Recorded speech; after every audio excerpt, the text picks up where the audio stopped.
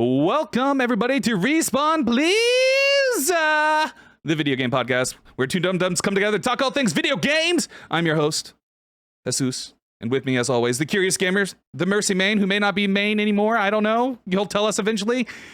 Elle, how's it going? Hey, what's going on? I actually might be an Anna main now. You may... Anna. Anime? Yeah. Anime. I thought you said anime for a second. I was like...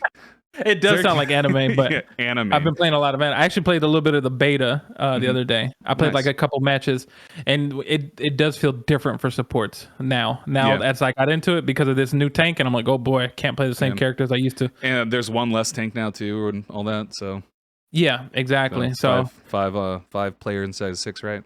Yeah, you gotta. Everybody has to work together for things to work. Yeah, well. There's a lot to talk about today. We have some big news, some big reveals happened this week. We got a release date for God of War Ragnarok.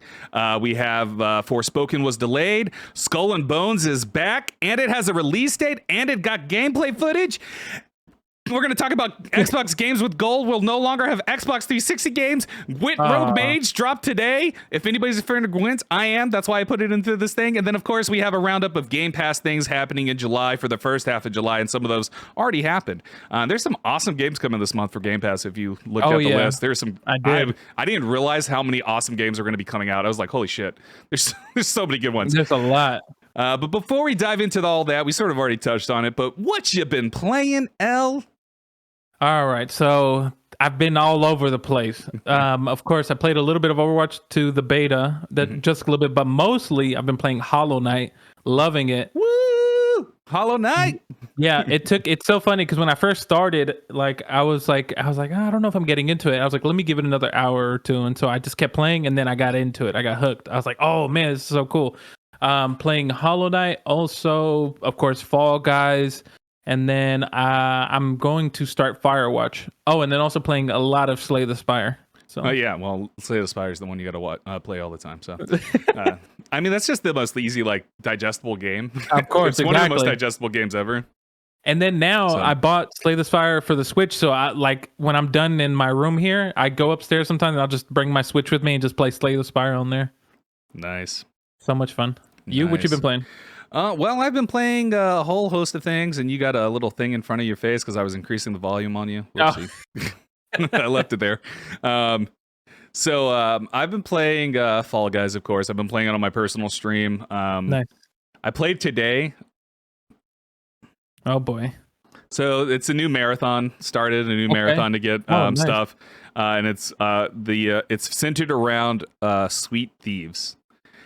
Okay. Sweet Thieves, there's two teams. You have the Guardians, you have the Thieves. The Thieves can go invisible. The Guardians have to stop the Thieves from stealing the sweets. Okay? Cool. Easy. Simple. This game mode made me rage today. I literally quit mid-match because I was just like, fuck this. This is bullshit. Oh my God. It is so fucking easy for the Guardians to just camp the spawn point for the Thieves. And every single fucking match that I got into, whether I was a Guardian, whether I was a Thief, inevitably, if I was a Guardian, my team would go and just camp the fucking camp the things out, and then because if you capture all the Thieves, then the game ends, you win. Gotcha. But it's such fucking bullshit. It is not fair for the Thieves in any shape, way, or form because all the Guardians have to do is just camp your spawn point because you have to carry the sweets back to your spawn point and put them in these little holes in the ground. So you toss them in there, but dude, the fucking Guardians just sit there and either camp that or they camp the middle part because there's a little button in the middle where you can release where the Thieves can release your so if you get caught, you go to jail. There's a button in the middle that releases the Thieves from their jail. Okay. So the Guardians either camp the fucking button or they camp the spawn area for the Thieves. So when the button gets pressed, you jump back into the spawn area and you can go off and run around. But it is frustrating beyond belief. It's completely unbalanced and completely unfair. If the Guardians decide that they want to fucking camp. And that's inevitably what happened at every single fucking game I got, whether I was a Guardian or whether I was a Thief. And it was pissing me off as a Guardian because this isn't fair in any way, shape, or form. It's not fun. I'm not having fun as a Guardian, and I certainly know these Thieves are not having fun. And Yeah, I rage. I don't think I'm gonna even complete the marathon. Like, it's just like it's pissed me off to the point that I'm just like, I'm not gonna fucking bother with this because like I'm not having fun as a thief or as a guardian, and I don't want to fucking deal with it. So Yeah. probably not gonna complete this marathon. And I only have like, I think the only thing I have to do is win a game. Oh, okay. I think the only thing I have left is win 10 games or whatever. I only have 4 games won, so I have to win 6 more. But I'm like, I don't even want to sit through 6 because if I get into a Thief's game, all it's going to do is piss me off. Yeah. And then a Guardian game, I'm just going to sit there and fucking watch my teammates camp. I'm just because I mean, I guess I could join them in the camping, but that's still not fucking any fun. Yeah. The only blessing for this game mode is that it's 2 minutes long. That's the only Gotcha. That's the only blessing is that it's 2 minutes. But man, in those 2 minutes and the few games that I played, I was fucking pissed. Because like I got pissed off as a guardian, I got pissed off as a fucking thief. I was like, this is not fun in any way, shape, or form. Like I've had so much fun the last 2 weeks of Fall Guys that playing today kind of washed that away to the point that I was like, I think I might just fucking uninstall this game and not fucking play it at all because like this is fucking bullshit. And then I got into a normal match and Fall Guys and stuff, and I was like, okay, I'm having fun again. Just don't go play fucking Sweet Thieves. That's all I can really say. Because like Sweet Thieves not fucking fun. So, anyways, that's my rant. That's my rant. I was I've had that building. I have that brewing in me because like I started playing. I woke up this morning and I was like, I started editing my thesis because I had to submit it to my grad school department and stuff. I started doing that, and then I was like, I'm going to take a break real quick. I'm going to take a quick break. I'm going to jump to Fall Guys, do a match. I saw the new marathon, so I started playing it. And then I got so angry that I just like, you know what? I'm not even going to fucking do my goddamn thesis. Fuck this. Oh my God. I'm going to sit here and be angry for the rest of the day. I can't even concentrate. So I got up and I made homemade salsa. Bro, oh, nice. I made homemade salsa. My mom has a garden in the backyard. Nice. She has ghost peppers. Whoa.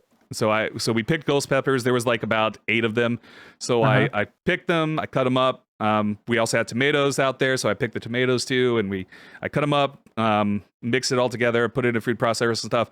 My hands, because I did not use gloves like you're supposed to when you're handling ghost peppers. My hands are still tingling from the heat. Oh my God. Like I can still feel them tingling, and I made this around like 1:30, 2 o'clock. So it's been about 4 or 5 hours. That's crazy. I didn't know that was like your hands could feel it like that. I didn't know that. Yeah, you have to wear it. You're supposed to wear gloves because it can can mess up your nerve endings and stuff when you handle ghost peppers. And so I made it. I used a little bit too many tomatoes. I used a little bit too many tomatoes because it only called for 1 tomato, but then I ended up, because my mom's tomatoes are like really small. They're like little tiny. I guess they're like, you could call them cherry tomatoes or whatever. Yeah. They're really small, so I was like, I'll just use a lot of them. Surely that'll equate to no, apparently it was way too much because like on the initial taste test, it was very strong tomato. And then it was hit with the ghost pepper where it was like numbing my mouth. And I was like, oh, this is perfect. So I put it in a container, put it in the fridge because you're supposed to let it sit overnight and stuff. But tomorrow I should have some nice salsa. Hopefully the tomato will not be as strong as it was once the like other flavors, because it's because I put lime in it, like lime juice in it as well. I put onions, of course, garlic and all that. So it's a mix of things plus the pepper. But yeah, like the initial taste was like tomato heavy, and then with like a little bit of lime, and then the ghost pepper. So we'll see. But that's not what I've been playing, but it is good. We'll see how it tastes tomorrow. But I've also been playing. I started the Wolfenstein the New Order last night on my personal channel. I love Wolfenstein the New Order. It's great. Wolfenstein is just a fun game, like the whole series. I didn't realize I don't know if you were there when it happened, but there's a moment where you're getting out of, you're like, so you hide in a car. This old man's driving you. You're hiding in a car, and then you get like, I'm assuming because it doesn't show like the car gets stopped or anything. It just shows like the back door opening to the car, and a Nazi dude looking down at you. He's like, oh, sound the alarm, and then his head gets blown off. In that moment, I was just like, whoa. What the fuck? Because it was like one of those things where I wasn't expecting it, and the old man comes around and he's like, let's go kill some Nazi. I was like, oh my God, I love this dude. So crazy. It was a cool moment because I was just like, it was definitely something I wasn't expecting, because like I've only ever played the opening sequence of Wolfenstein the New Order, which is when you're attacking the Wolfenstein Castle, our Death's Heads Castle. I've done that, and that's like the first hour-ish of the game, depending on how fast you get through it. And then it goes into like the Wolfenstein New Order, and then it jumps you 20 years into the future. Oh, okay, I gotcha. You've been in like a weird coma for 20 years. So, but Nice. yeah, started that, and then I also started this past week on Monday, 4th of July. I started SWF, Solitary Wrestling Federation. Finally, the first episode will go on YouTube on Sunday. I got to finish editing it tomorrow. But yeah, started SWF. So every Monday, I'm going to be doing WWE 2K22 Universe Mode. We have our first champions. Okay. We have our first champions because I did I did like a draft, and then I did like a tournament to decide who was going to be the premier champions of the of my SWF universe. So I have the KO championship and the Brawl championship. KO's for the women's division, the Brawl is for the men's. And people won that I was not expecting, because like part of it's like the draft. Is I did a draft in that. I created like a name randomizer in Google Sheets where I just took the entire roster of WWE 2K22, put it in Google Sheets, and then created a little randomizer to just draw names. And so the men's division specifically have like names of people I've never heard of before, like wrestlers today that I'm like, I don't know who they are. But then the women's division got a bunch of wrestlers that I am familiar with, especially since I started watching wrestling again. Because I got Bianca Belair, Charlotte Flair, a couple other folks. Yes, Charlotte Flair is related to Ric Flair. Oh yeah, she's Ric Flair's. I do know her. His daughter, right? Yeah. Though that's just her show name. That Charlotte Flair is not her actual real name. It's just her show name or whatever. But anyways, but yeah, there are people that I was very familiar with, and I'm like, man, the women's division's so much stronger than the men's division in SWF right now. We'll figure it out though. Hilarious. Nice. But that's yeah, super cool. I'm excited. I had fun doing it. I'm looking forward to doing it again. And going back and like watching it, I was like, yeah, I need to work on my commentary. My commentary is not that great. And a lot of it too is like, I just don't know the names of moves and stuff. So I gotta like, I gotta do the research better for like to know like what these moves are called and stuff, like when they slam people on the ground and like when they go into submission locks and stuff like that. I need to like learn what those are. I think a lot of that's just going to be researched so I can make my commentary for that better. And it's just stupid dumb fun. It doesn't even matter if anybody watches to me. Like I'm just having fun doing it. So yeah because it's like it was stuff I was doing by myself to begin with, and I was like, well, since I'm doing it anyways, might as well just stream it. Maybe somebody will enjoy it. Maybe somebody will have fun. So we'll see. But yeah, every Monday, I'm debating about if I should do it at night or in the morning. I started thinking about doing it in the morning, mainly because I realized Monday night, that's when Raw is going. So I was like, that's a bad time to do that. So maybe I'll do it in the morning, like around 8 o'clock in the morning, instead of doing like a Pokemon stream. Okay. Yeah. And just do wrestling in the morning and then maybe do like Fall Guy Monday or something in the afternoon where I just play Fall Guys. I don't know. Yeah. It's not important. This is from my personal channel. I don't have to speculate here because this is Respawn, please. And we're here to talk about video game news. And the big news this week, what is it, El? God of War has a release date. Ragnarok. Yep, God of War Ragnarok officially gets a release date. It's for November 9th. It also had a beautiful, wonderful trailer to go with it. Fairly short trailer. It wasn't that long or anything. And it really, honestly, it was just more like a cinematic trailer. It wasn't really anything. It really was, yeah. Didn't show gameplay off or anything, but it's happening. We're here. A lot of people thought maybe it was going to be, delayed to 2023 or all that stuff, but nope, it is coming November 9th. This year. Are you excited? Are you going to play it? Are you excited? What's going on? Definitely. No, I'm super excited. So it feels good because like through the year, of course, we had Elden Ring. I'm trying to think of other big games that came out. Horizon, Dying Light 2, which is a horrible game, and I don't understand why people like it, but it fucking sucks. So whatever.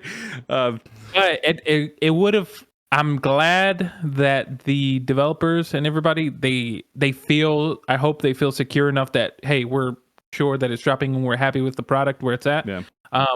And it's good because I think it's a good way to kind of close out the year. Yeah. Because it seems perfect for it. Yeah, it definitely is. Like it's a strong beginning of the year for Sony because they had Horizon drop, and I mean, Elden Ring is not a Sony game because Elden Ring was on everything, but. Elden Ring still sold a lot on the PlayStation console too, so that's a very strong opening of the year, and then ending with, getting it out before that Christmas season. You get it like right before Christmas season. It's gonna sell bukus for Christmas, like on top of everybody already wanting to play it to begin with. So yeah, you have a nice little beginning cap with Horizon / Elden Ring, and then ending it with God of War. And really, I would argue, this is where I would say, this is where I'm gonna might bite my tongue with. I would say God of War is probably the biggest of those 3 games in terms of like mass appeal. People hyped about it. I would definitely say Elden Ring got. I think the thing with Elden Ring is that it got more hype after it launched. You know what I mean? Exactly. Yeah. Because like it has stayed consistent, like being in the top ranked Steam games and all that, and still selling bukus. And I think a lot of that is word of mouth after the fact, rather than the actual launch of Elden Ring. Whereas I think going into God of War, it's like all eyes God of War. This game people have been wanting this game since 2018 when the first God of War came out, where it was like clear that there's going to be a sequel and stuff. So yeah, I'm excited. Do you think there's any chance at all that God of War comes out and it's just okay? I'm not gonna say bad, because I don't think there's a way that God of War can be bad, but I think could be a chance. I don't think it's gonna happen. I do think this game's gonna be amazing, but there is a chance where I think it comes out and it's just it's a good game. It's more God of War. it's interesting because I was actually thinking about that as you were talking about it, and then just watching the trailer, because the trailer looks, even though it's just like you said, a cinematic short 30-second trailer, it looked cool. But there is that thought in the back of my head that is just like, everybody's hyped for it now that it got announced, and they're building so much hype. I wonder if when it comes out, it's just going to be okay. But I'm holding out hope, because the franchise is known for being pretty good. I don't know, except for maybe, I'm trying to think of the PSP game. I thought that was, I think people Chains of Olympus or whatever. But the standard games that came out on PlayStation and PlayStation all throughout the series have been pretty good. And so I'm holding out hope that the company, of course, I think they're doing everything they can to make it the best as it can be.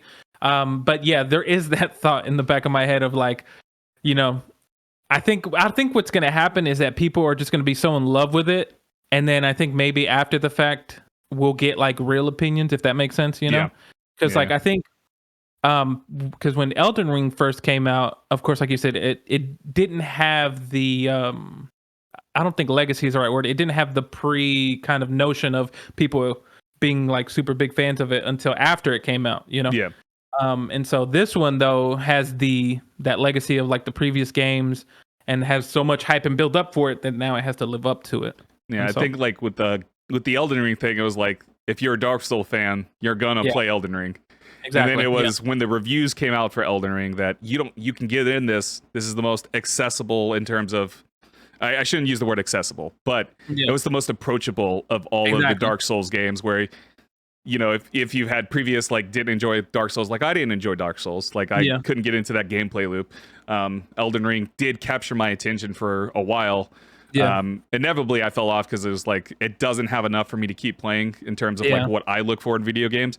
But I played enough to go, this is a really fucking good game, and it'll probably be game of the year across the board for a lot of people. Maybe God of War will land though, and God of War will hit the right notes. I think there is that chance though that like it's going to come out, and it's going to be the game where, sort of like how Horizon Zero or Horizon Forbidden West came out, a lot of the response for Forbidden West was, this is just more Horizon. And playing Forbidden West, I'm like, it's just more Horizon. It makes things a little bit better. Like, it takes the things of one and makes it a little bit better, enhances it, and has a little bit better story. But it's still Horizon.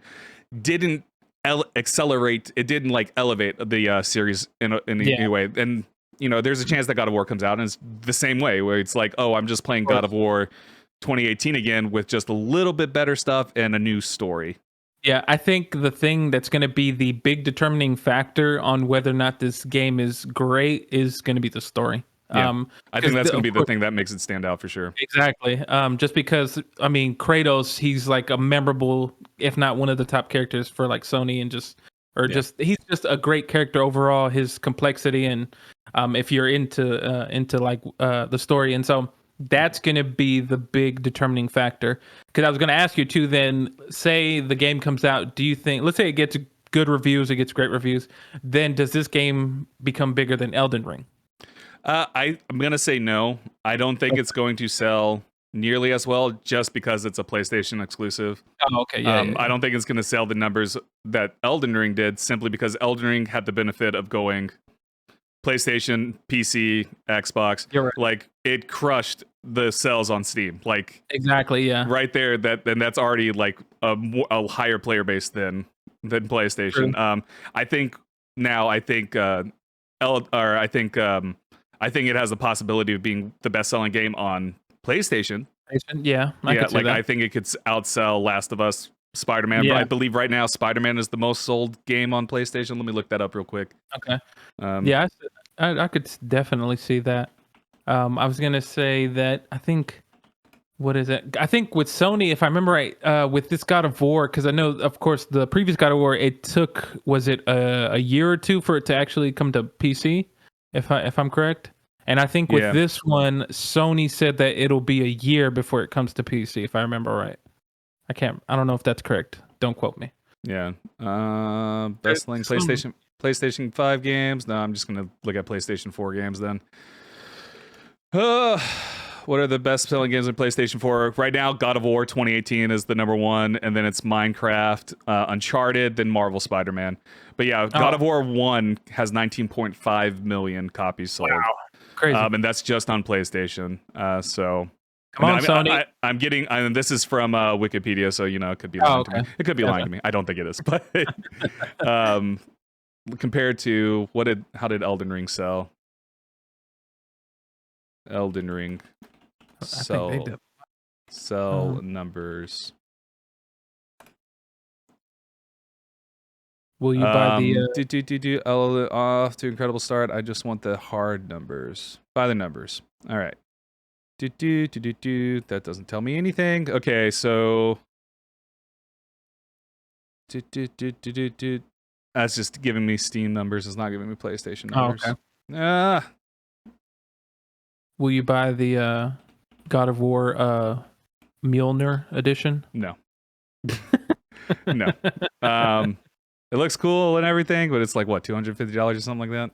It's crazy. It's way too much for me. I just would like the game. Yeah. Yeah, so the estimation, because there's no hard numbers, is about 5,000 on PlayStation. So okay. A little, or not 5,000, 5 million, sorry. I was like 5,000. Jesus, nobody liked that game. No, 5 million. It's close to 6 million. So, but yeah, like it's so I think like that's good. Obviously, that's a good number. That would put it like in the middle, because Cyberpunk sold about that well on PlayStation as well. So I think like the big thing, like the benefit of Elden Ring was that you could get it on multiple systems, and that's why it was Buku's numbers breaking records and stuff. But like, I think God of War Ragnarok will probably be the best selling game on PlayStation, like hands down. I think like pretty much it's going to be a game that every PlayStation owner is going to get. Yeah. And plus it's going to sell a lot, I think, when it first comes out, and then of course it's right around the holiday season, so it's going to sell a lot during the holiday season. A lot of people are going to get it for gifts, and it's just gonna a lot of people are going to be taking off work because of holidays, so there'll be plenty of time to play it. So exactly. Kudos to them. I think it's going to happen. I don't think I don't think there's any chance that they could delay it. Do you think they're going to come out like a week or two? Because that's what happened with Last of Us. Last of Us 2. They had a release date for Last of Us 2, so they announced it, and then like a week or two later, they were like, "JK, guys, we're gonna delay it like a month or two." Funny enough, you asked that, because I was literally, that's the first thing that popped in my head of, okay, so they make this announcement, and I initially thought, I was like, how sure are they in like knowing, because it says November, so we still have rest of July, August, September, October, so you still have like about 3.5 months. Yeah, 3-4 months. So funny enough, I was wondering that. I was like,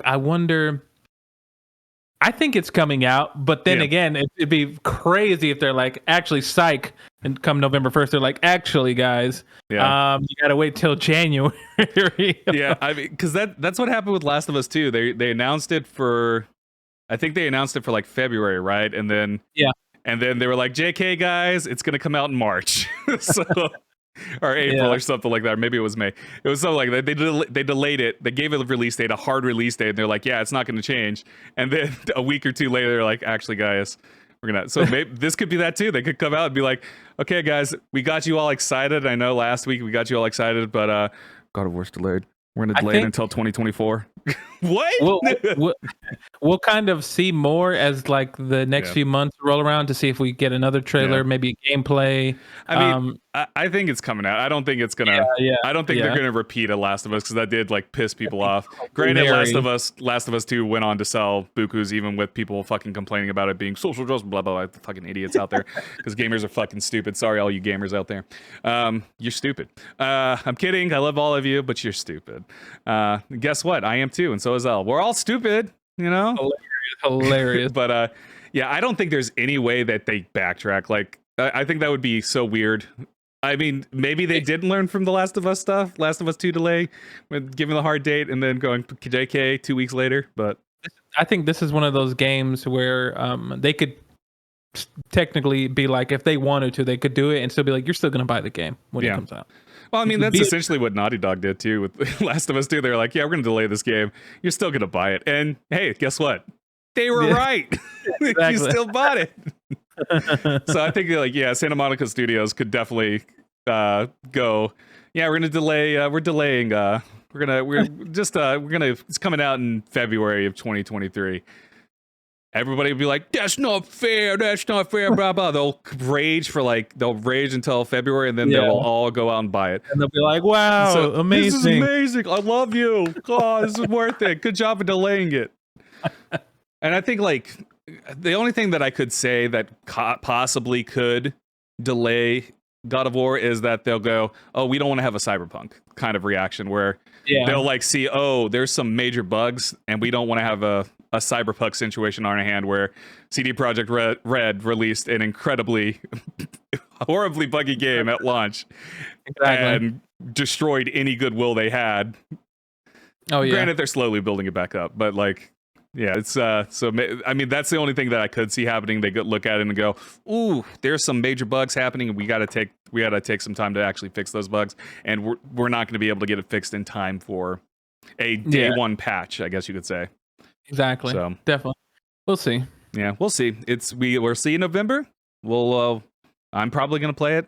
I still need to beat 2018. Me too. I think I've mentioned before. Like I've tried multiple times playing God of War. Like I recognize 2018, phenomenal game. I don't know what it is. I just can't get into it. Like I try so many times. Like I want to like it. It's a game that I'd like. It has from what I understand, it has everything I would like in a game. It has a strong narrative. The relationship between Kratos and Atreus is supposed to be amazing. I would love to experience it, but it's like every time I try to play, something just is like, I just don't like this gameplay loop that I'm in right now. Yeah. And it's hard for me to get, maybe now that there's a God of War Ragnarok has a hard date, maybe I'll make some time to play it, but yeah, I gotta take the time. It's a struggle for me, but yeah. Do you think big question is, what do you think is gonna get Game of the Year now? Now that the two big games, Elden Ring, God of War. Now again, I don't think we'll know for sure until God of War comes out. Still a chance that God of War comes out and it's just like, True. I think what it is going to be for sure, and you already mentioned, is the story. Like hard, like I think if God of War comes out and knocks it out of the park with the narrative, I think that will give it the edge over Elden Ring. Just like, because Elden Ring is about the gameplay. It's not about the narrative. It's not about the story. I don't give a fuck what anybody's like. All those lore dumps that you can go and watch on YouTube to tell you the story of Elden Ring. That is not a narrative. that is just world lore. That's world building, and you're learning about the world. You're not actually going on a story. Anyways, you're not actually following a specific character, getting a specific story. You're getting this nebulous thing with Elden Ring. Anyways, that's my rant about Elden Ring. So I think that would be the edge over, because like from what I understand, the people that like God of War, like the gameplay the gameplay was amazing for 2018. Like there's not too much I could see. Like if they're just building off of that, I don't see they could do too many drastic changes to make that different.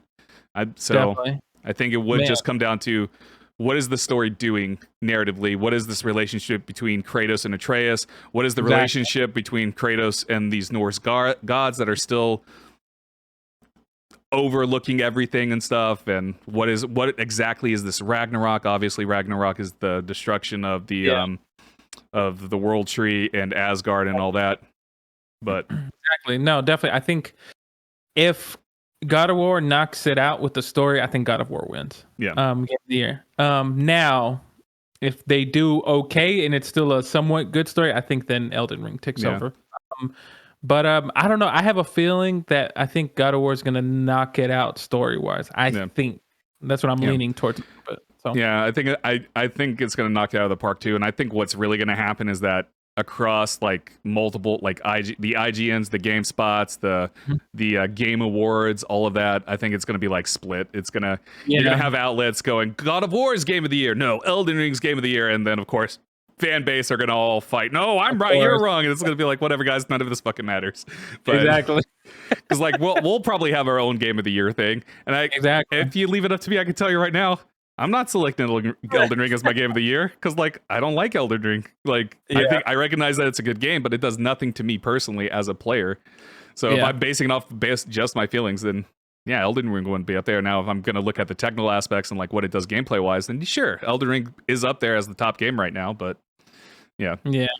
But you always bring your bias in. You always bring your personal feelings in, and that's something that people need to recognize. Like any sort of critic will bring their own bias in to a certain extent and let it influence, because that does affect how you play a game and approach a game. No, definitely. Like you said, I haven't played Elden Ring, but I had a bad time with Dark Souls, and I was just like, I do not like this game. And I was like, I don't see the point in playing Elden Ring, so why play it? Even though I know it's a good game, Yeah. I think I mentioned this before. I enjoyed watching other people play Elden Ring more than I enjoyed playing Elden Ring. Like I liked watching Bruce Green play it. I liked watching Snowbike Mike play it. I enjoyed watching these other streamers play it. And that's how I got that's how I absorbed it. I was like, this is good enough for me because I am not having a good experience when I'm playing it. So exactly. And I was like, I have no desire to be on that sort of skill level, and I don't really want to overcome it when I'm seeing them get frustrated. And I was like, I don't want to also experience that frustration. Exactly. So anyways, anything else you got for God of War? Can't wait. I think it will come out, and can't wait to see what they do with the story. And so I'm excited for it. I'm excited for it too. I'm looking forward to see if it gets Game of the Year. Better get Game of the Year. You know what? If it gets Game of the Year, you're gonna be the podcast. Fuck Elden Ring. All of y'all suck. You all stupid motherfuckers. No. But yeah, it'll be interesting. I'm fun. It's gonna be exciting like into the year, I think. Because there's not too many other big games announced right now that are coming out at the end of the year, right? Because Microsoft doesn't have anything because their traditional games that come out during that time, like Forza, got pushed to 2023. Granted, never had a release date to begin with, but normally Forza Motorsport games and Forza Horizon games come out in the holiday season. But so that got pushed into 2023. I mean, we got Plague Tale: Innocence coming out in October. Oh yeah, I forgot about that. Yep. But I wouldn't say that's a big release because unless you're me, who absolutely love Plague Tale: Innocence. I guess it's Requiem that's coming out in October. Sorry, I misspoke there. But I love Plague Tale: Innocence. So of course I'm excited about Requiem. I'm gonna play the fuck out of that. And honestly, that is the game that I could see becoming my game of the year, like compared to everything else. Unless I'm able to play God of War and fucking somehow fall in love with God of War when I never loved God of War to begin with. But I think, but I would never say Requiem is a huge game. Oh, what about, well, no, I would say Callisto Protocol. Callisto Protocol, it's coming out in December. That could be a good. I think what's gonna, the more I think about it, the more I watch stuff on it. I think it's going to be a really good game. Mm-hmm. And I think what's gonna be the detriment to it is the fact that people are gonna look at it and go, Dead Space. Oh, you know what I mean? You know what I mean? Like, I think it's going to be a good Dead Space game. Speaking of Dead Space, isn't Dead Space coming out this year? Or no, it comes out in January. Comes out in January. It's coming out at the end of January. But yeah, I think that's what's gonna. The thing with Callisto Protocol is that people are going to look at it, they're going to play it and they go, oh yeah, this is just a good version of Dead Space. Granted, Dead Space was already good, but I think this is going to be an improvement of Dead Space. I'm going to be honest, I don't foresee Callisto Protocol being at the level of Elden Ring or God of War. I think it's going to be a really good game. I don't think it's going to reach the same levels as Elden Ring or God of War. In terms of like mass popularity, in terms of just technical achievement.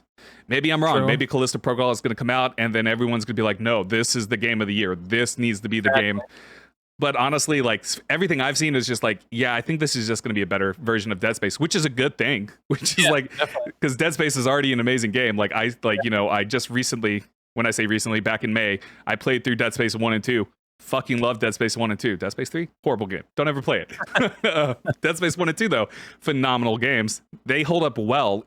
Like their mechanics, their gameplay loop and everything still holds up well today. So it's like all Callisto Protocol has to do is really take that and elevate it. And we have like the same designer creator for that worked on Dead Space working on Callisto Protocol. And you can already see like the very big similarities between the two. So yeah, I think...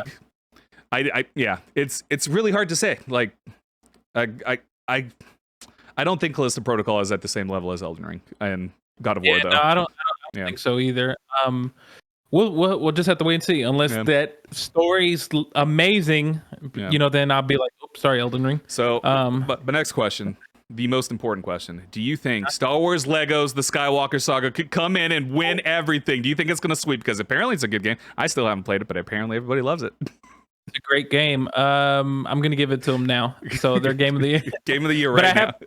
I've heard that it's because they knock those games out of the park every time. That's what I've heard. And so this last one, I've heard nothing but great things of it. They should win something. Probably like kids game, family game or something. Well, no. Does Nintendo? Oh, well, shit. Pokemon. Oh yeah. Well, Pokemon's coming out, so that no. Oh boy. I would say, technically Pokemon is bigger than God of War or Elden Ring in terms of like popularity. Now, do I think Pokemon Scarlet and Violet are going to come out and win Game of the Year? God, no. I don't think so. I think it's going to be another Pokemon game, and I think it's going to it's going to be, if you love Pokemon already, you're going to keep playing it. They might get some new players in, but like at this point, a lot of people play Pokemon just for the nostalgia or because they genuinely love Pokemon. Like I love Pokemon to death. I mean, obviously I have all my Pokemon shit behind me.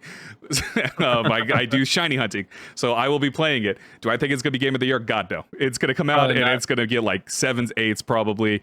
And it'll probably get like maybe Nintendo Game of the Year or something because Nintendo doesn't really have too many things out this year, but...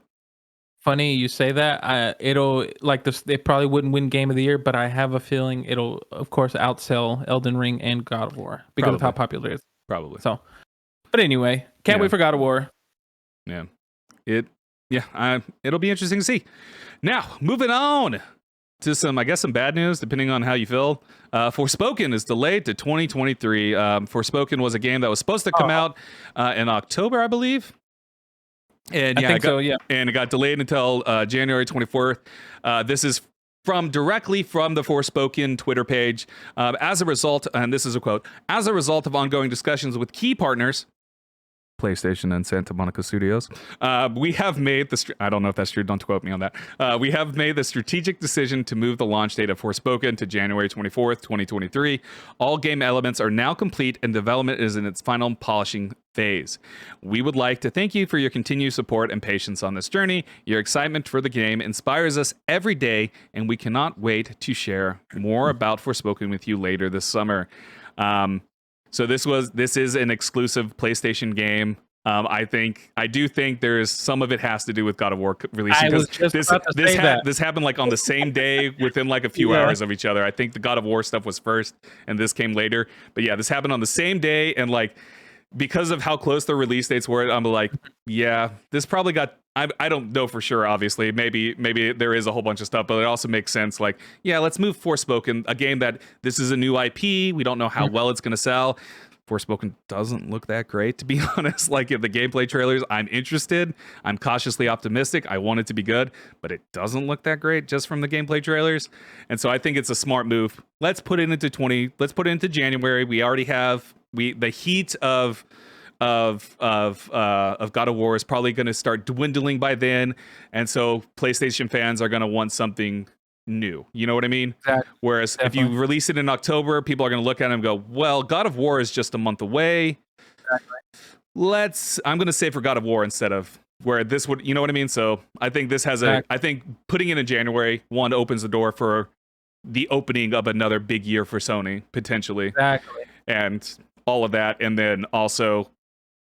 Not to say it's going to get more eyes on Forspoken, but I think it's definitely going to have, because the people that were like, "Oh, I have to choose between God of War or Forspoken," that then gives them the opportunity to go play God of War and then go, "Oh, Forspoken's coming out.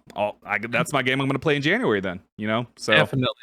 I agree 100%. I think they're lying. I think the game is completely done, and I think that as soon as is that what you think? Really? Yeah, I think a part of it is like out of nowhere, Sony is like, God of War is coming out this year, and they're like, crap. We were trying to introduce a new IP because they were unsure, but then as soon as that letter came in or that email was like, hey, God of War this year, they're like, okay, we can't have these two competing against each other. So like you said, let's just push it back a little bit, and we'll say that we're still finishing it up, but I think it was practically done. I won't go far as saying that. I think there probably is like some elements of like polish and stuff, because you can always keep polishing games and everything. Of course. Because look at today, we're still getting updates for fucking what is it? Fucking Cyberpunk, but then we needed that. Yeah. But we're still getting updates for Slay of the Spire every now and then. We get updates for Slay of the Spire, and that game's been out since 2018, something like that. So this is more so than anything, it was a good business move. Yeah, like you said, if people, because one, this is good, like you said, to reiterate, God of War comes out, they're like, yeah, this is gonna sell great, and then Forspoken comes out in January. If people love it, like you said, it's gonna be a great start for the year for Sony, and they're like, cool, we got another great game that people love, and now we can make a sequel or whatever. Yeah. And so, yeah, and I think it too is like, even if it doesn't do well, it's still like, well, it was the beginning of the year, Yeah, exactly. It's like we still have a full roster of anything that can come out, because we still have another Spider-Man game that may come out next year. Maybe it's 2024. We have that Wolverine game, which I think the Wolverine game's probably not coming out until like 2024 or something. But we still have the Spider-Man game. We still have the Wolverine game. We still have a whole bunch of other Sony IPs that we don't really know much about. So it's like, started off with Forspoken. And then it's a good way to start off the year. Yeah, because then you also follow that up with Dead Space and whatever else comes out at the beginning of the year there. So yeah, I don't think it's a bad thing. I do think like I said, there was that measure of looking at it and going, yeah, this game's not going to sell well so close to, because they also kind of, the gameplay wise, it kind of does look like it's not quite the same as God of War. Obviously, there's like the traversal elements are vastly different. The traversal elements more looks akin to like Spider-Man or something like that. Maybe I guess Sunset Overdrive is a good comparison if you are familiar with Sunset Overdrive. But like, though they're very much in like the same kind of action adventure kind of genre. You know what I mean? So like, yeah, moving it a couple of months after God of War, I think is a great benefit for the game. Because people are gonna, I do feel like people are gonna run off the high of God of War and go, I want another action adventure game. Oh, look, Forspoken, a freaking action adventure game that kind of looks like it plays similar. Let's give it a go. And I will say, Forspoken, beautiful game is beautiful. Gameplay looks beautiful. Also looks very bland. So we'll see. But moving on now, Xbox games with gold will no longer have Xbox 360 games. Oh, no. Yeah, such a heartbreak. So there was an email going around. I got the email. Then it's just, basically the email was just like, hey guys, starting in October, we're no longer going to be, you're no longer going to get games with gold. You're no longer getting Xbox 360 games with gold. Tragedy. Oh, it's the end of the world. Honestly, I don't from what I like, my general response to this from everything I've seen is a lot of people just going, okay. Like no one seems to care about this. That's hilarious.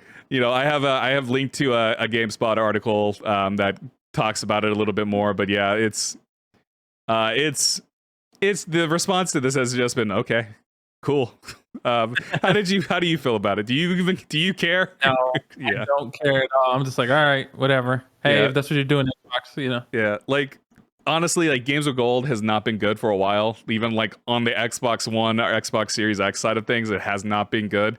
360 games, I will say, have been a little bit better, but I don't know if that's because of nostalgia or what. Because Torchlight is one of the 360 games that are coming out this year or this month, and I love Torchlight, and so everybody should go play Torchlight when Torchlight drops on with Games with Gold. But Torchlight has also been on Games with Gold in the past before, so they're starting to like repeat games rather than, you know, not use new games or anything like that. So yeah, and I think they've been repeating games for a while, because I believe there have been, like, the last several months there have been games that have been repeating themselves, and like that, I think that's been kind of the ire for a lot of people when it comes to 360 games.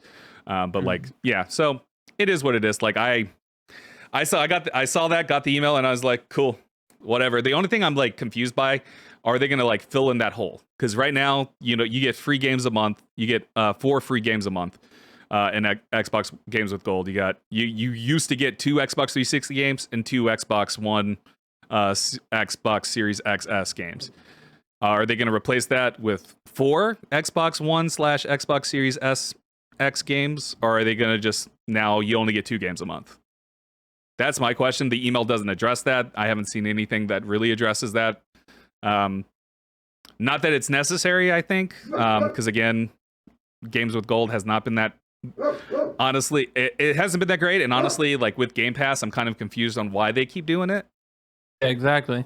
So I feel like you could probably phase out Games with Gold and nobody would know the difference. And maybe that's what they're doing. Maybe this is just like that first step they're taking to phase out Games with Gold, you know? Like maybe next year they go, yeah, we're not going to have Games with Gold is no longer going to exist. Like the October of next year, Games with Gold, we're doing away with everything Game Pass. Everything's on Game Pass now. Go use Game Pass, you know? Definitely. I think definitely see that. Yeah, because like it does seem weird when the majority of the games, and the other thing too is the majority of the games they give away in Games with Gold is already on Game Pass, which I guess the difference there is that you get to keep those games instead of, so like if they got off Game Pass, the difference would be you get to keep them even if they get off Game Pass. But still, like, you know what I mean? Like I don't know. I had such uncaring feelings about it, and this is coming from somebody that's been playing on Xbox since 2001. So yeah, totally. No, I agree with you. Yeah, it's just this is like a aspect of the Games with Gold. I've never heard anybody really care about it as as much. And then plus, like you said, Game Pass. I think maybe this will allow them to put even more into Game Pass. I mean, because essentially that's what they're focusing on the most, and I'm pretty sure that like they're probably noticing that a lot of people probably don't really pay attention to Games with Gold as much. I mean, with the view on hand, but so that's how I felt too. Meh. All right, next up is Gwent Rogue Mage drops today. Are you familiar with Gwent? I am not. It's a card game that was in The Witcher 3. It got really popular. People loved it. I was one of them. And so they spun it off into its own game, Gwent, the card game, which was multiplayer only. And it was basically like, a Hearthstone and all that. Except with its own rules that were Gwent. And so now they have a single player Gwent game. It's going to cost $10, or you can pay $20 for the premium version, which comes with like packs and stuff that you can take over into the multiplayer stuff. But this is a roguelike card game, so similar to Slay the Spire. It's going to have its own own little narrative story thing there and everything, and it's going to be for iOS, Android, and PC. And yeah, I threw that in there because I'm a fan of Gwent. I thought it was interesting. I was like, oh, cool, a single player version.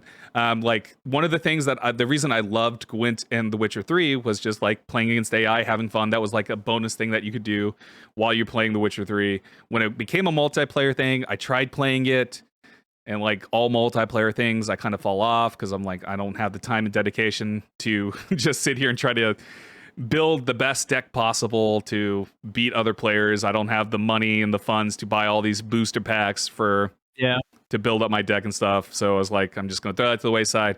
But yeah, I'm gonna dive into the. I downloaded it on my phone, my Android phone. I haven't played it yet, but it's downloaded, and so yeah, I'm gonna play it. I'm gonna have fun with it. Probably. I like Gwent, so I just threw that in there though because like I'm a big fan of Gwent. Would you consider giving it a try? Yeah, definitely. Just I mean, because you introduced me to Slay the Spire, Inscription. Those have all been great card games. And so definitely. And so now, just getting to it's funny enough. This isn't Gwent or anything, but because of those two games that introduced me to, I was like, you know what? Let me download a game on my phone to play Magic the Gathering. And so I was playing like Magic the Gathering. Wow, a that's bit. a huge leap there. Yeah, it's a huge leap. That's a drastic leap. Yeah, and just because I remember I wasn't very big into it, but I did play it a couple of times and I had fun. I had fun playing it. So I was like, let me just play, these cool little card games. I will tell you right now, Gwent is a far simpler version of Magic the Gathering. It's not it's not as complex or complicated. Like Gwent has its own things that make it a little bit complicated, but because it was like part of a video game, The Witcher 3, and it was just like a side activity players could do. Not nearly as complicated, not nearly as rule heavy as Magic the Gathering. So you have that going for you if you want to go back and pay the $10 for Gwent Rogue Mage. Nice. But yeah, well, I paid the $10. I didn't get the premium one because I was like, what am I going to do with booster packs for a fucking multiplayer game that I'm not going to ever touch? So I just got the regular version, got it installed. Like I'll play it tonight probably while I'm waiting to fall asleep or not fall asleep because I don't sleep really. I get like 2 hours of sleep a day. Not important. Anyways. But yeah, I hope you do try it out. It is on PC. I did not look and see if it was on Steam, but it's probably on GOG. Here, let's do a quick look.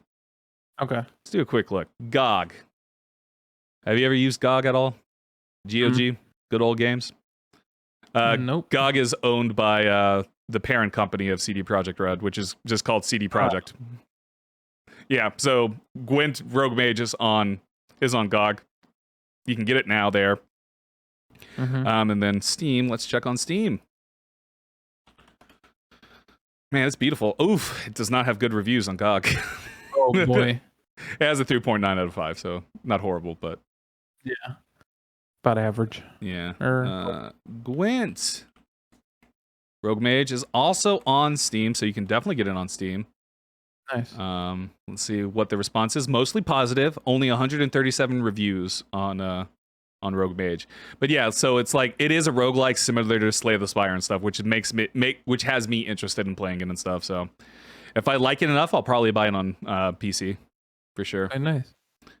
Yeah, I got it on my phone because it was just like, whatever. Of course. Carry it with me wherever I go.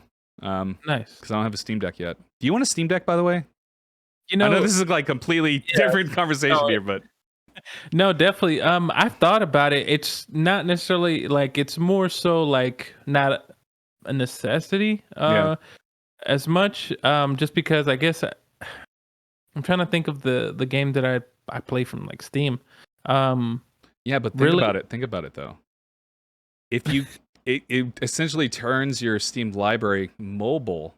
Yeah. It could replace your Switch. You could get Slay the Spire on True. Steam. That is true. You could be like me, be a crazy person, and buy it on multiple systems. I don't know. How much? Do you know how much they're ranging from? I know it's like around 5 to something.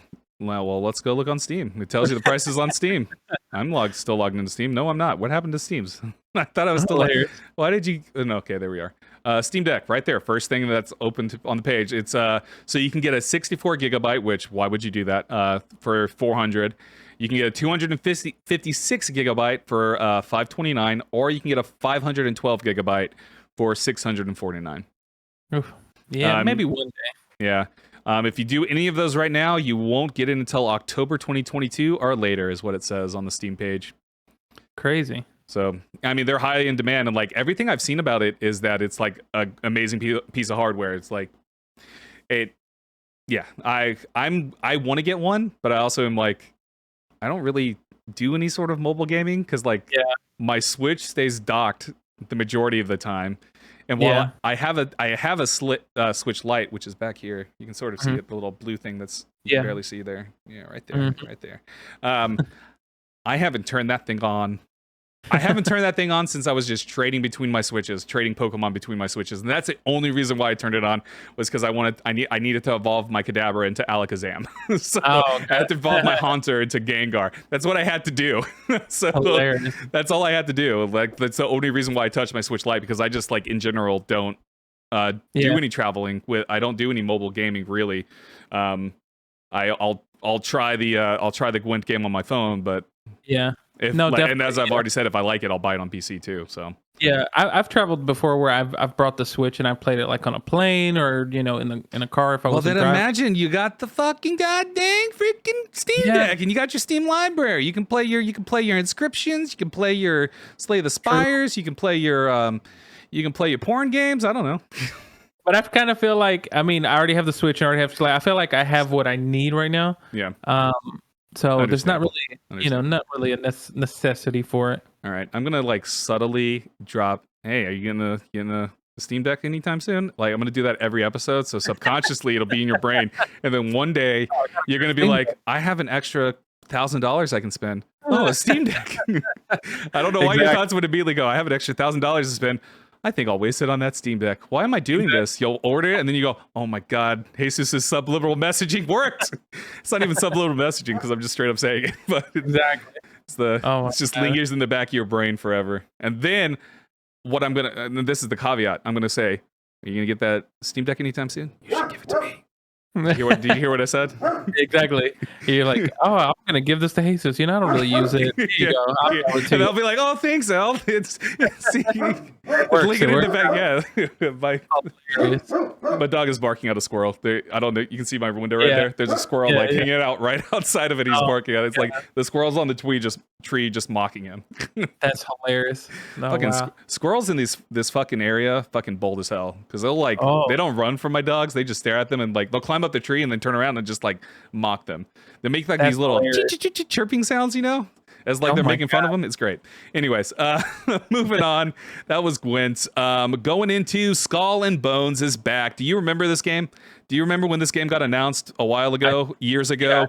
I think so. It got announced. I think it was let me look this up real quick. But it got announced, and everybody, the response to it was so lukewarm. People were like, "What?" Because at the time it was like going to be an arena-based pirate game. They were going to essentially take the mechanics of Assassin's Creed 4 Black Flag, the naval combat, and they were going to put it like in an arena type mode. And people were like, that is not why we liked the naval combat in Black Flag. Hilarious. So they were like, oh, you're right. And they walked it back and went silent for years. But it's back. It's got a release date. Now, not a very good release date, but whatever. It got a release date of November 8th, the day before God of War. Yeah. So not a good release date. And honestly, the gameplay. Now, it did give me the like. It's been years since I played Assassin's Creed Black Flag at this point. Black Flag. Sorry, I like slurred my words there. It's been years since I played it at this point, and I do have fond memories of the naval combat being awesome. But it's like, and so seeing this, I was like, oh yeah, I can definitely see it. I can see that those mechanics. It didn't excite me in any way though. I was watching it and I was just like, am I gonna play this? Do I want to play this? Is this something that is worth playing? It looked pretty. I like the customization stuff, but like, I don't know. Like, there's just something about it that's not like vibing with me. There's like a hub area where you walk around and stuff, but then when you get to the sea, you're gonna be only on your ship and stuff, and it's only you on your ship. You control every aspect of your ship. So like, if you party up with other people, they're gonna have their own ship. So like, if you and I played together, you would have your ship, I would have my ship, and we would team up. And they have different types of ships. Like, they showed a bunch of cool stuff, but at the same time, seeing the gameplay, I was just like, I don't know. It didn't like. I just had a whatever response, and then like again, and this is my response to like everything that is multiplayer centric, is like there is nothing there that goes, I need to play this right now, because I'm not a person that plays multiplayer games. Yeah. And so, and I mean, I know I'm not a person that plays multiplayer games, but there are multiplayer games that go, oh, I should try that out. Like Halo Infinite, when Halo Infinite dropped, I was like, I'm going to get on this shit because I fucking love Halo. I tried out the Cycle. A Cycle is a recent battle royale type game that came out that's like what is that? The Kakarov game, Escape from Kakarov or whatever the hell it's called. Oh, yeah. It's a similar game like that, but sci-fi. Okay. And so I tried it out because it's free to play on Steam. So that's why I tried it out, because it's free to play. So there are like multiplayer games. Valheim is one of them too. I tried out Valheim. I mean, you can play that single player, but it's more fun when you play with other people. So but when I look at this, it doesn't scream to me that I need to play it. Yeah, exactly. yeah. Looking at the gameplay, I feel the same way. Like it does look beautiful and the graphics look nice. It's just, I don't want to be on this boat. Though. It's just not it's not appealing for me. I'll say some people might love the idea of this and they might be like, wow, this sounds cool. You know, because when I first started seeing it, I was like, well, isn't like Sea of Thieves like a better version of this? Like, I mean, of course, they're by all accounts, outside of being pirate games, they're very different.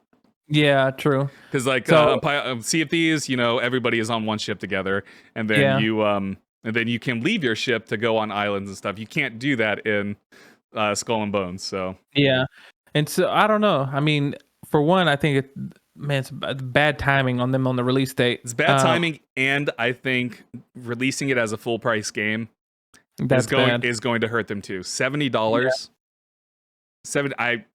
Crazy. Like, I don't see this succeeding succeeding. Like, I think it's gonna flop. Like, even definitely, I think it's gonna come out, it's gonna flop. Honestly, I don't even think it's gonna get that. I think it's gonna probably at most get average views, like 6-7 range probably. I don't foresee this getting like 8 or 9s or anything like that. I think it's gonna land in like the 6-7 range. Yeah. And I think like consumer based, it's going to be a huge flop, because I don't see how anyone could justify, unless there's just bukus of content, which honestly didn't look like they're going to have bukus of content either. Like, okay, I level up my ship, and I can eventually take on forts, but to take on forts, I'm going to need 5 other people. Yeah. Okay. I don't think like long term that's going to really encourage people to do that, because you can get amazing experiences without paying $70. Fall Guys is free, Fortnite is free, Apex Legends free. These are all like, I know these are all very different games, they're not doing the same thing as that, but it's still like, okay, if I'm gonna get 4 buddies together and we're gonna go play a game, am I really gonna be able to convince 3 of my friends to go get this full price game when we have these free games at our fingertips? Exactly. So definitely. Yeah. And then plus like those games are like very quick to go in and get out like of a match, and it doesn't take as long. This seems like it's going to require some time to like get stuff going. Yeah. And then like you said, they're making people decide between this and God of War, and God of War is going to win that every time, you know? So yeah. And maybe they do what they did at the beginning of the year with Rainbow Six Extraction. Like a week or two before Rainbow Six Extraction got released, they announced that it was going to be on Game Pass. Gotcha. So maybe they do that here maybe Ubisoft does that here with Skull and Bones, where they'll go, oh, it's going to be on Game Pass, or it's going to be on the PlayStation Plus tier stuff. That'll help. That will probably help a lot for a lot of people that go, oh, okay, I can save this money for a God of War or whatever, because I have Game Pass on PC, or I have Game Pass on Xbox. You know, I can buy another game. I don't have to spend the $70 for this. Exactly. But yeah, it's hard to justify buying this game. Or at least for me, like from a consumer standpoint, like I can't see it. And then like Ubisoft lately has not given me confidence in anything really. So like, yeah, we'll see. I agree 100%, because it's just bad timing, and I don't know. I wonder if they knew that God of War was coming out. They're like, yeah, let's do it on the 8th. That's fine. Man, it's weird. We'll see what happens when it comes out. We'll see what happens. Maybe it'll be amazing. Who knows? But Ubisoft has a presentation on September 10th. We're going to have an Ubisoft Forward on, an actual showcase on September 10th. The forward was the Skull and Bones. This is a blog post over on the Ubisoft site by Youssef Magid on September 10th at 12 p.m. PT, 9 p.m. CEST. Ubisoft Forward returns in full force, ready to reveal updates and news on multiple games and projects from Ubisoft's teams around the world. Ubisoft Forward will broadcast on YouTube, Twitch, and our official website. Visit Ubisoft/Forward on September 10th to watch it in your preferred format with multiple language and accessibility options. My question for you, what do you want out of an Ubisoft presentation? What can you think in the back of your mind, knowing about what Ubisoft makes and like everything that it has? What do you want out of an Ubisoft presentation? Boy, more Assassin's Creed, because that's probably what we're gonna get. I was just about to say that. I think it's probably gonna get another Assassin's Creed. What about this? Is this Ubisoft? What's the name of that game where you hack into technology in the city? Watch Dogs. Yeah, it's Ubisoft. Maybe we'll get another Watch Dogs. So Watch Dogs, Far Cry, Assassin's Creed, all of the Tom Clancy games, of course. Rainbow Six. Splinter Cell. Could we get Splinter Cell? Could they bring Sam Fisher back? Didn't they say they were going to bring it, make a new game? No, they're remastering the very first one. Oh, that's right. They're remastering the first one. We'll probably get some of that. Yeah, maybe we'll get a glimpse of the remaster for the first Splinter Cell game. Do you like Splinter Cell? I think it's cool. I'm not just like a overly huge fan of it, but I think it's cool. Yeah, like back in the Xbox days, when I was playing Xbox, it was like Xbox had Splinter Cell, PlayStation had Metal Gear. Divide there. That's right. So I grew up with Splinter Cell. I played all of them. Chaos Theory is my favorite of the Splinter Cells. So yeah, but no, I don't. It's funny enough, I don't expect a lot. I'm trying to think of like their big games are Assassin's Creed and what was the other one that you just mentioned? Far Cry, Assassin's Creed, Watch Dogs. They have Rainbow Six Siege, which is popular on the pro game circuit and all that. Maybe we'll get something with that. Because was it this year or last year they came out with Far Cry 6? I think it was last year, wasn't it? It was last year, yeah. So is it time for a new Far Cry game? Far Cry. My problem with all these Ubisoft games, that like these open world games, is that they all play the exact same. Yeah, it came out last year. Like. And that's like probably like the biggest critique I have about all these all the Assassin's Creeds, all the Far Cries, all the Watch Dogs. They play the exact same freaking way. You go through the same gameplay loop. And like, well, I really like Odyssey. I like Odyssey because of the setting, not because of the gameplay loop and stuff. I like the character of Alexios and Alexandria. Or no, what was her name? What was her name? What was the female, the woman that you could play as? Assassin's Creed Cassandra. I don't know why Alexandra. It's Cassandra. I love playing as Cassandra. I think she had a stronger character than Alexios, which is the male that you can play in Assassin's Creed Odyssey. But like I couldn't get in. I bought Valhalla, and I fell out, like as I got through the first like opening area where you're like in your starting village, and then I got to England and opened the whole map to me, and I was like, I ain't got time for this shit. I turned it off, never went back, because it was just like, I don't have time for this. I am not interested in the Viking lore stuff that they have going. I don't care.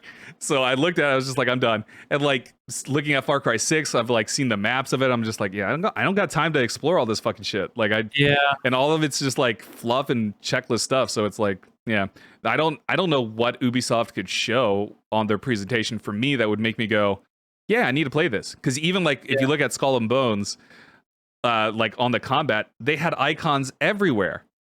It was just like icons galore on the screen. I'm like, I don't know what any of this fucking means. I don't want to deal with this. Like that's how I felt with Valhalla. And And then I just didn't give Legion or Far Cry 6 a try. Watch Dogs Legion and Far Cry 6. Like, and they came out, and what's baffling for me for that is that those two games came out around like a month apart or something like that. And those, I was like, why would anybody want to play either, like, both of those games back to back when they're so gosh darn similar? I guess, like, thematically they're different, but. Yeah. Or no, maybe it was Valhalla and Legion that came out around the same time. I don't know. Yeah. Overall, I'm not expecting much. Like I said, lately they've been, like you said, they all play the same, and it's just I don't feel any inspiration. Yeah. But hey, some people I know a couple people who actually like Far Cry games or Assassin's Creed, and hey, power to you. But for me, I'm not looking forward to anything really. Yeah. What is that one game called? Which one? Good, Evil, or whatever. Oh, Between Good and Evil, is it? No. What is it? What's it called? I don't remember. No, it's you're like a photographer. It's good something. There's a pig. Isn't it? Or no? Beyond Good and Evil. Beyond Good and Evil. Okay, Beyond Good and Evil. Beyond Good and Evil 2, that game's supposed to come out eventually, right? Yeah, one day soon. The game's been like in production since like 2016, 2017, 2015, somewhere around there. It's supposedly been in production forever. Is it ever going to come out? I don't know. Maybe we'll get a glimpse of it. Maybe Beyond Good and Evil we'll get something that I'm sure we'll probably get some Rainbow Six stuff. Yeah. Rainbow Six, super popular because of Siege and all that. So maybe we'll get like Extraction update too. I don't know. Do you want to see a Ghost Recon or no, anything? No. You don't care about Ghost Recon? Not really. I'm just pulling out my pockets of everything that I know they've made. Yeah, it's just like I'm gonna watch it. It, and hopefully they have something that blows me away. Like exactly, you're like, whoa, I didn't see this coming. Yeah, like that. They have a Star Wars game that they're working on too, but is that like? But that only just got announced, like I think this year. So is that too soon to show something off? And technically, they still doesn't Star Wars EA deal still go until like 2023, 2024 or something like that. I think so. So like, wouldn't that be weird to show a game now that wouldn't be coming off until like theoretically the end of 2024, 2025? I don't know the whole rules and details about it, but like, I don't know, like, just seems weird. Like I can't think of anything right now that makes me go, yes, I'm super hyped about this. I'm so excited. And honestly, based off of what was done today with the Ubisoft Forward for Skull and Bones, which I understand this is just one game, there was a lot of talking that I just didn't give a shit about. Just show me the gameplay. Just show me the gameplay. They had like, I mean, bring the devs in to like talk and stuff, but if you want to get people excited, show them the gameplay and stuff first and then talk about it. What they did with the Ubisoft Forward was they did a lot of talking and then they showed it. Then they did more talking, and it's like, show the gameplay first to make us interested to hear what the devs have to say. You know what I mean? Oh, definitely. I think like structurally, that's something they need to hopefully do, but like, but we'll see. We'll see what it's going to be like. We got until September. Maybe they'll surprise us, and they will have something that will be amazing. We can hope. We can hope. And I know I'm sounding negative here. Like, I want Ubisoft to succeed, but I'm also like, Ubisoft has really done nothing amazing for me for a long, long time. Like, exactly. I think like Odyssey was the last game that I enjoyed, and that game came out in 2016, 2017. So it's like, yeah, like Extraction is fine. I enjoyed Extraction when I played it, and I mean, obviously, we're probably like we're in a small like bubble here because you and I both we don't play Siege, but Siege does really well for them. So maybe we're the odd ones. Maybe everybody else. maybe we.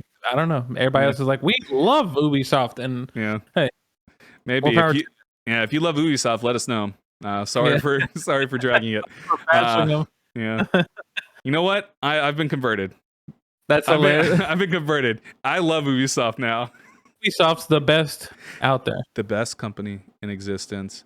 That one game they made, perfect. Hilarious. Have you played that one game they made? Yeah. Of course. They just had that. They just had the release their roller, hyper roller escape thing. I don't know what it's called. Hyper Roller. They had some kind of rollerblading game that just came out. Rollerblader, Ubisoft rollerblading game. Ubisoft rollerblade. Roller Champions? Yeah, Roller Champions. Oh yeah, I remember this. It just came out, and it came out like a month ago, and I initially heard people talking about it, and then nothing. What's funny is I've only seen, I think maybe randomly 1 or 2 people play it online. I haven't seen a lot of people play it, you know, but it's free to play. We can play it. You want to play it? We can go play it. I think it's cross-platform. You know what? We're not playing Back 4 Blood tomorrow. We're playing Roller Champions. I'm not going to install it. I'm not going to even try playing it. So yeah. Other than that, anything else? Any other grand ideas? Anything else you want from Ubisoft? Anything you can think of? No, nothing's coming to mind. All right, you heard it here, folks. Ell wants Ubisoft to die. He said it himself. Al, how could you want that? All right, moving on to Game Pass for July. So we're already 7 days into the month of July, but we're getting some incredible freaking games this month for July. A lot of them are already out. This, of course, is only up to the 15th. On the 15th, around there, 14th, 15th, we'll get another little update from Xbox for the rest of the month. But let's go through the games real quick, like we always do with this stuff. So available today at the time of this writing over on the Xbox website, which was July 5th. Available today was Last Call BBS. Available on day one with PC Game Pass. Boot up your Z5 Power Lance and dial into Last Call BBS, the last game from Zachtronics. The bar keeps loaded up his retro computer with a full set of puzzle games for you to download and play. No need to worry about copy protection. They're all fully cracked and ready to enjoy. There's a lot in this thing that I did not understand, but hey, did you understand any of it? No, not really. All right, moving on. This and we just talked about this, I think, last episode or the episode before. You're going to get Yakuza 0, Yakuza Kiwami, Yakuza Kiwami 2 on Game Pass for cloud, console, and PC. I think it was last week or the week before. We looked at it because I was like, yeah, they don't have Yakuza 0, Kiwami, or Kiwami 2 on there. They have it, you starting at Yakuza 3. And then, bam, Yakuza 0, Yakuza Kiwami 1, Yakuza Kiwami 2, now on there. So you can now play the entirety of the Yakuza series, which I highly recommend. Yakuza, from what I understand, is great. I've never actually played them. I have every single one. I own all of them. I own all of them on PlayStation. I have played the Last Dragon? No. Is that what it's called? Yeah. Whatever. Yakuza number 7. I've played that, love it. But yeah, I'm going back to Yakuza 0. And the little bit I have played of Yakuza 0, I absolutely love. It's another one of those open world type games, and I fall off of open world type games fairly quickly. And so I just got to go back and play it. But now, to give you all the rundown of Yakuza. So Yakuza 0, the glitz, the glamour, and unbridled decadence of the 80s are back in Yakuza 0. Play as Kazuma Kiryu, a low-ranking Yakuza who gets caught in a world of trouble when a simple debt collection goes wrong. Then step into the silver-toed shoes of Goro Majima and explore his normal life as the proprietor of a cabaret club. He has one of the coolest introduction scenes in the existence of fucking video games, dude. You need to go watch it. I know you're gonna play the game, you said, but go look this up on YouTube. Go watch his entrance. It's fucking incredible. It's so bizarre, it's so bonkers, but it's one of the coolest fucking things ever. Oh my god. And the thing is, the Yakuza has a lot of that. So so this is going to be on cloud, console, and PC. Yakuza Kiwami, cloud, console, and PC, 1995. Kamurocho Kazuma Kiryu, the Dragon of Dojima, takes the fall for a murder of a crime boss to protect his sworn brother Akira Nishikiyama. I'm pronouncing these horribly, I apologize. And his childhood friend Yumi. Experience the story that kicked off the legendary Yakuza series with all the drama, action, and hilarious minigames you expect. So basically, Yakuza Kiwami is just a remake of Yakuza 1. Gotcha. So it's just it got remade for PlayStation, and now it's for everything. And that's the same for Yakuza Kiwami 2. It's just a remake of Yakuza. So Yakuza Kiwami 2, also on cloud, console, and PC. An assassination threatens to erupt an all-out war between the Tojo clan and the Omi alliance. Kazuma Kiryu, the Dragon of Dojima, must travel to Sotenbori Osaka to broker peace between the rival clans, but Ryuji Goda, the Dragon of Kansai, will stop at nothing to get his war. So you got amazing JRPGs to play right there. They're incredible from everything that I've read. Like I said, I've only played 7, but like I'm a fan of the Yakuza series in theory. So play them. They're all available. And like I said last week or whenever, is like I got excited when I saw this. I was like, shit, didn't Elle and I just talk about this? Yeah, we just talked about it. So it was like, damn. So coming soon, a lot of this is available today. Some of these, what I'm about to talk about, are available today. So DJ Max Respect V, Cloud, Console, and PC, available July 7th, which is today. Yeah. DJ Max Respect V is the latest installment from the, I think that's 5. I think the V is 5. Yeah. Now that I see that, it is the latest installment. So let's roll this back. DJ Max Respect 5 is the latest installment from the creators of the critically acclaimed rhythm game franchise DJ Max, experiencing tracks from popular artists such as Marshmello, Porter Robinson, and Yukika, exclusive full HD music videos, online multiplayer, new game modes, and more. Are you familiar with any of those artists?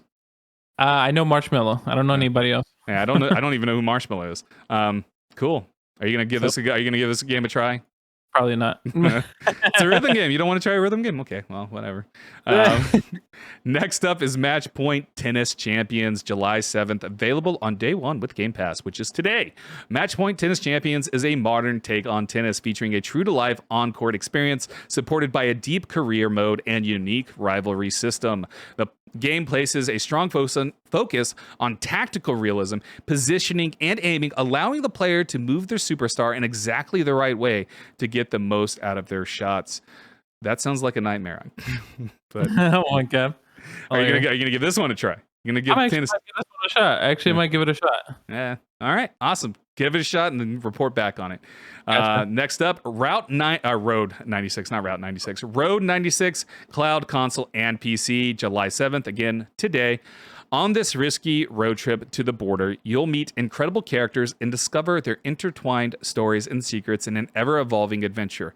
But every mile opens a choice to make. Your decision will change your adventure, change the people you meet, maybe even change the world. So this game has a really cool concept. This is a roguelike narrative game. It was on PC first, and I believe Switch. Okay. Like last year. But it's roguelike, but it is a narrative-driven game. You are following a story. You're trying to get to the border. But like the choices you make in each playthrough will crop up every time. So like you'll play a different character every single time, but the choices you made in previous runs will crop up, and you'll unravel this whole mystery and everything. And it's really cool. It's a really cool idea. I highly recommend playing it. I have it on PC. I enjoyed it. You get in, I don't know how to phrase this correctly. You get in what you put into it. Does that make sense? Like if you put the time and you like are interested in learning the secrets and like what is actually happening in this world, this murder mystery that's happening, this idea that you need to cross the border to escape an oppressive government and all this other stuff. Like if you put the time and dedication into it, you'll get an enjoyable experience. Now, it does, because it is building on top of each other, and so like the mystery and stuff may not be solved immediately, and definitely probably not to your liking. I think that was like the biggest thing for me, is like the endings were not very satisfying. At least the endings I got consistently were not very satisfying for me, but the journey was, if that makes sense. Like I enjoyed my time playing, I enjoyed my runs. It was just the endings weren't always exciting and didn't always make me go, man, this was a great experience. No, it was always just like, ooh, well, I'm still interested in playing because I still want to know what this other thread that suddenly cropped up, because like there are new threads that pop up or build off of each other and stuff. So it's like, I want to see how this is going to potentially play out again. So yeah. Nice. Yeah, I definitely this is actually a game I wanted to check out, so I'm glad it's on Game Pass. Yeah. All right. Next up is Escape Academy, console and PC. ID at Xbox, July 14th. This is a game that we need to play together. Yep. I didn't realize it was coming out in July, and I saw this on here, and I was like, fuck, Elle and I have to play this on stream together. Nice. We can do it next Friday because it comes out on the 14th, which is next Thursday. Cool. So we can play it on the 15th. Available on day one with Game Pass if it has crossplay. If it doesn't have crossplay, obviously we won't be able to play it. But Gotcha. we'll have to figure it out when it gets here. Available on day one with Game Pass. You just arrived at Escape Academy, a school where promising students train to become the ultimate escapist. Play over a dozen masterfully handcrafted rooms designed by experienced experts in the field of real life escape rooms. I am so excited about this game. I want to play it so fucking bad. Yeah. So regardless, maybe even if it doesn't have crossplay, maybe we both boot it up and see who can complete rooms faster. Hilarious. Yeah. Well, we'll only be able to see my screen, so we'll just assume that I beat you faster, even if you say you beat me faster. We have no proof. There's no proof. Next up is Overwhelm. It's going to be on PC on July 14th. You're outnumbered, low on ammunition, and the paranoia sets in. Overwhelm is an action horror world platformer where enemies get power-ups and you don't. Explore the oppressive caverns of the Hive, guided only by a sparse map. As you defeat each of the 5 unique bosses, their abilities get distributed to the enemies of the world with escalating difficulty. This does not sound like a game for me, but it does sound interesting. Yeah, it does sound interesting. I'd be interested to see like what the reviews for it and stuff are like. Is the game already out? Since it's not saying day one, so. Overwhelmed PC Steam. Let's see if it's on Steam. Oh, it is. And it has never mind. I don't want to try this game at all. Boy. Is it bad? It's like an 8-bit, graphic kind of looking game. I'm just like, I'm going to be honest, I don't really like playing 8-bit looking games that much. I know that sounds weird, but yeah. Get it? But yeah, it's already on Steam. It's only $10 on Steam, so it's very positive rating, but out of 171. So yeah. Oh, okay. So it's not bad. Next up is Paw Patrol the movie. Adventure City calls. Cloud, console, and PC, July 14th. A big city means a bigger adventure. When Ryder and the Paw Patrol learn that Mayor Humdinger has taken over Buzzing Metropolis, they must race into action to save Adventure City from his selfish scheming. The pups need you to join Team Possum. Play this on stream. No. Dude, I'm tempted. I'm tempted. I love dogs, and I want to give it a go. I'm probably never going to touch this game. But the name Humdinger made me laugh. What a name. Yeah. Hey, if you like Paw Patrol, if you have kids and they like Paw Patrol, there you go. I think that's the cool thing about it. There's games for everybody with Game Pass. Best deal in gaming. And no, we don't get paid for this at all. No, Xbox, you should pay us. Next up is Power Wash Simulator, another game that I want to play with you. Cloud, console, and PC, July 14th. I believe this is going to have crossplay. Available on day one with Game Pass. Release the pressure with Power Wash Simulator. Wash away your worries with soothing sounds of high-pressure water. Fire up your power washer and blast away every speck of dirt and grime you can find. Lose yourself to the simple satisfaction of power washing to a sparkling finish. That sounds cool. I'm fucking into it, man. I've watched a lot of people play this game. Bruce Green was playing it for a while. Oh yeah, he was, wasn't he? Yeah, I want to play this game with you because it is very soothing, which is weird because I already own it on Steam. But hilarious. I gotta play it on Xbox because I can't stream games on my PC. So, gotcha. Yeah, but yeah, I technically own this game, but it's a really good game, and everybody should play it. It's one of those things you can just turn your brain off, turn on a podcast, turn on a movie or something, get to cleaning and listen to whatever you're watching or listening to, Also, there's a cat in this picture, the Power Wash Simulator picture that they have here on the blog. It's adorable. It's a fat cat. Anyways. In case you missed it, and that was the last game that was getting released. And then in the case you missed it, games that are already out, House Flipper, it's available now. You can play it. House Flipper, this is where your interior design imagination meets gaming. Reach your best decor, furnishing, and color scheme ideas. As a professional flipper, you'll be met with tons of makeover opportunities, clients, and sublime requirements, and a handful of tools suitable for every job. House Flipper, solid game too. Worth playing, I guess. I also own that on Steam. Alistair, will you stop? I'm almost finished, Alistair. I'll take you for a walk in a second. You little shit. Stop it. All right, DLC game and updates. Marvel Avengers introduces Jane Foster as the Mighty Thor. Is anyone still playing Marvel's Avengers? I don't know. Does this make you want to go play? Does playing as Jane Foster as the Mighty Thor make you want to go play Avengers? No, not really. Well, then I guess this isn't for you. Game Pass Ultimate Perks. You got Fall Guys Robo Rabbit costume available now. So if you're a Fall Guys player, you can go get a Robo Rabbit costume if you have Game Pass Ultimate. They also have FIFA 22 Surge Supercharge Pack. MLB The Show has the Summer Bundle, which is available July 12th. Halo Infinite Past Tense Rocket Warthog Bundle, whatever the hell that means, is going to be available July 13th. Century of Ashes, Crod Slaglands Dragon Bundle. Again, I have no idea what these words mean. Bundle is available July 14th. Leaving July 15th, so if you want to play these games, get on it now. Atom Corpse, Carrion, Children of Morta, Chris Tales. Chris Tales is a really good game. Play it if you can before it gets off. And then Lethal League Blaze are all leaving by July 15th. So play those games if you want. Again, Chris Tell's really good. Everybody should go play it. And that is it for this Game Pass update there. Nice. And like I said, we'll probably get more updates around the 14th, 15th, because that's usually when they drop another thing to show out what's the rest of the month of July. And that is also it for Respawn Please. Elias, take it away. Woo! Hey everybody, thanks for joining us on this live broadcast of Respawn Please. You can always catch us here on twitch.tv/Respawn Please podcast every Thursday at 7 p.m. Central Standard Time. That's 8 p.m. Eastern and 5 p.m. Pacific.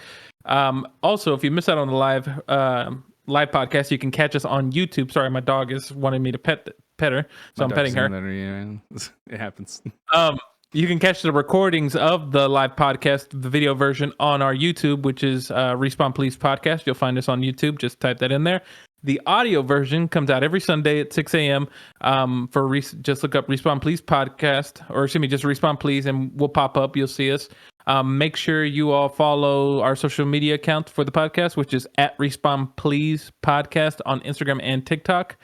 And other than that's good. I did want to say last thing. Unfortunately, we had a legend pass away today in the anime community, Kazuki Takahashi, who was the creator of Yu-Gi-Oh! Yeah. Sad to see him go. You know, he created Yu-Gi-Oh! And that was like my childhood. A whole generation, yeah. Generations whole of generation, folks. man. Yep. Saw that too. So rest in peace. Thanks for creating some amazing things. You know how you can go honor his memory? How's that? By go playing Yu-Gi-Oh! Ultimate Battle. I don't know. Anyways, I shouldn't have been joking about this. I apologize. We're gonna roll that back. We're gonna run that back. I'm sorry. It's all right. It's all good. Rest in peace to Kazuki Takahashi, man. You will be missed, but your creations will be here. And thanks again for everybody joining the podcast. Yes, thank you all. We also, as a reminder, we also have a website. Did you say that? Yes, we do. No, I did not. I'm sorry. I forgot about that. We have a website now. Yeah, we have a website now, respawnplease.com. We're going to have like weekly posts by me, and then once or twice a month, we're going to have reviews for games up. Our first game that we're going to review is Firewatch. Yep. Which is a game. We'll talk. We'll talk about it because next week, we should have it up by Tuesday next week. So Thursday we'll be able to offer more lengthy thoughts about it next week on the next podcast. But until then, y'all, thank you all so much for joining us. We will be streaming tomorrow if you want to join us. If you're watching us live, and for those who are going to hear this after the fact, you won't hear this until Sunday. So we already streamed this. Black for Blood. We're going to be streaming Black for Blood, a lovely, beautiful zombie game. Speaking of which, we need to do something after the show. Anyways, thank you all for joining us. See you all later. Bye. Have a wonderful night. And remember, folks.